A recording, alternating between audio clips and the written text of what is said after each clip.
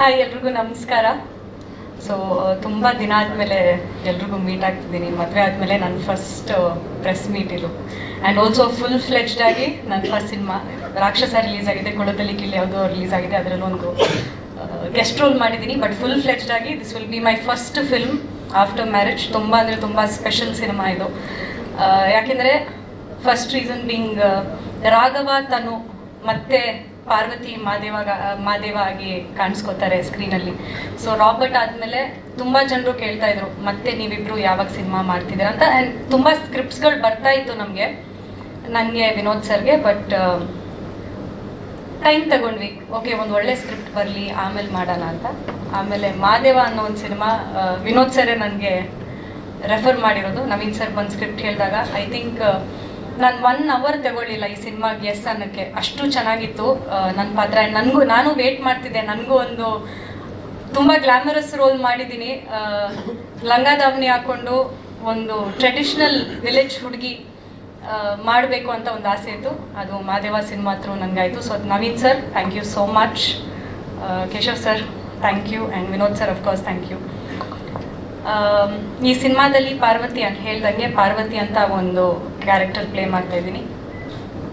Village ಹುಡುಗಿ ಒಂದು ರಾಕ್ಷಸ ಕ್ಯಾರೆಕ್ಟರ್ನ ಮನುಷ್ಯ ಆಗಿ, ಅಂದರೆ ಆ ಒಂದು ಬದಲಾವಣೆ ರಾಕ್ಷಸದಿಂದ ಮನುಷ್ಯಗೆ ಅವರು ಆ ಕಂಪ್ಲೀಟ್ ಪಾತಲ್ಲಿ ನಾನು ಇರ್ತೀನಿ. ವಿನೋದ್ ಮಾದೇವ ಅವ್ರ ಪಾತಲ್ಲಿ. So June 6th cinema release ಆಗ್ತಿದೆ. ದಯವಿಟ್ಟು ಥಿಯೇಟರ್ಗೆ ಹೋಗಿ ಸಿನಿಮಾ ನೋಡಿ. ಇವತ್ತವರೆಗೂ ತುಂಬ ಸಪೋರ್ಟ್ ಮಾಡಿದ್ದೀರಾ, ಈ ಸಿನಿಮಾಗೂ ಅಷ್ಟೇ ಸಪೋರ್ಟ್ ಮಾಡಿ ಅಂತ ಕೇಳ್ಕೊತೀನಿ. Thank you.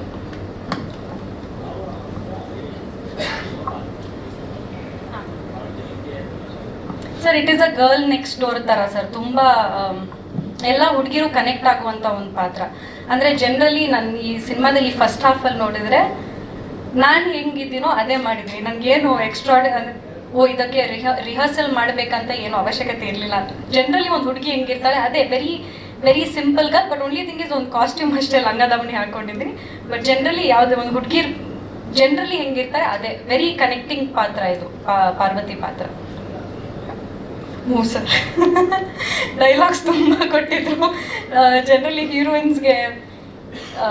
ಹೀರೋಸ್ಗೆ ಡೈಲಾಗ್ಸ್ ಜಾಸ್ತಿ ಇರುತ್ತೆ, ನಮಗೆ ಸ್ವಲ್ಪ ಕಮ್ಮಿ ಇರುತ್ತೆ. ಬಟ್ ಈ ಸಿನಿಮಾದಲ್ಲಿ ನನಗೆ ಸ್ವಲ್ಪ ಜಾಸ್ತಿ ಇದೆ ಡೈಲಾಗ್ಸ್. ಆ್ಯಂಡ್ ಆಲ್ಸೋ ಆ ಟೈಮಲ್ಲಿ ಮಾದೇವ ಸಿನಿಮಾ ಬರೋ ಟೈಮಲ್ಲಿ ನನಗೆ ಸ್ಕ್ರಿಪ್ಟ್ ಬಂದಾಗ ಸರ್ ತುಂಬ ಸಿನಿಮಾಗಳು ಬಂದಿತ್ತು.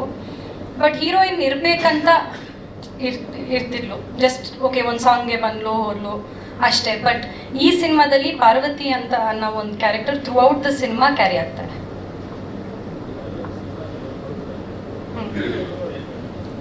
ನೋಡಿದ್ರು ಸರ್ ಅವರು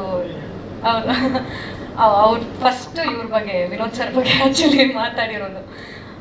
ಐ ಥಿಂಕ್ ಇವತ್ತುವರೆಗೂ ವಿನೋದ್ ಸರ್ ಅವ್ರ ಸಿನಿಮಾಗಿಂತ Madeva is very different. And ಅವ್ರ ಪರ್ಫಾರ್ಮೆನ್ಸ್ ಬಗ್ಗೆ ಖಂಡಿತ ಮಾತಾಡಿದ್ರು. ಆ್ಯಂಡ್ ನನಗೂ ಹೇಳಿದ್ರು ತುಂಬ ಚೆನ್ನಾಗಿ ಕಾಣ್ತೀವಿ ಅಂತ ಹೇಳಿದ್ರು.